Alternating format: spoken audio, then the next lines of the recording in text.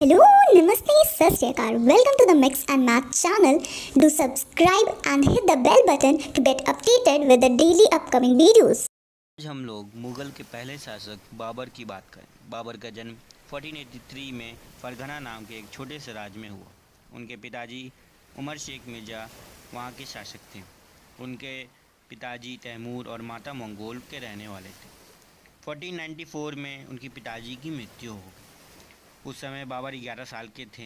तीनों बेटों में सबसे बड़े होने के कारण बाबर को वहाँ का राजा बना दिया गया। बाबर शुरू से ही बहुत महत्वाकांक्षी और बहादुर थे, परंतु बाबर को सेंट्रल एशिया में सईस्ती खान जो उज़्बेक रूलर थे उनसे हार का सामना करना पड़ा। बाबर को सेंट्रल एशिया छोड़ पूर्व एशिया की ओर अग्रसर होना पड़ा।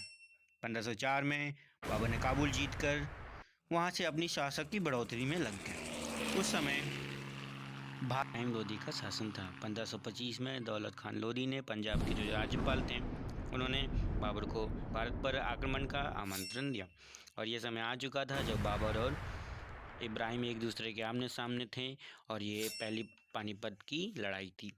बाबर की सेना बहुत कम थी, कुछ हजारों सेनानी थे, परंतु वो कला में निपुण। दूसरी ओर इब्राहिम के पास लाखों की सेनाएं थी। और फिर अंत में अप्रैल 1526 में बाबर ने इब्राहिम को हराकर भारत में पहले मुग़ल के शासक बने।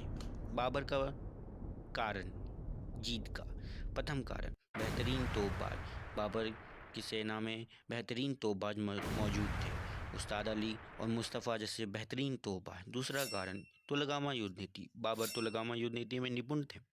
दिसंबर 1530 में बाबर की मृत्यु। इन 4 साल में के शासन में बाबर ने अनेक लड़ाइयाँ लड़ी हैं।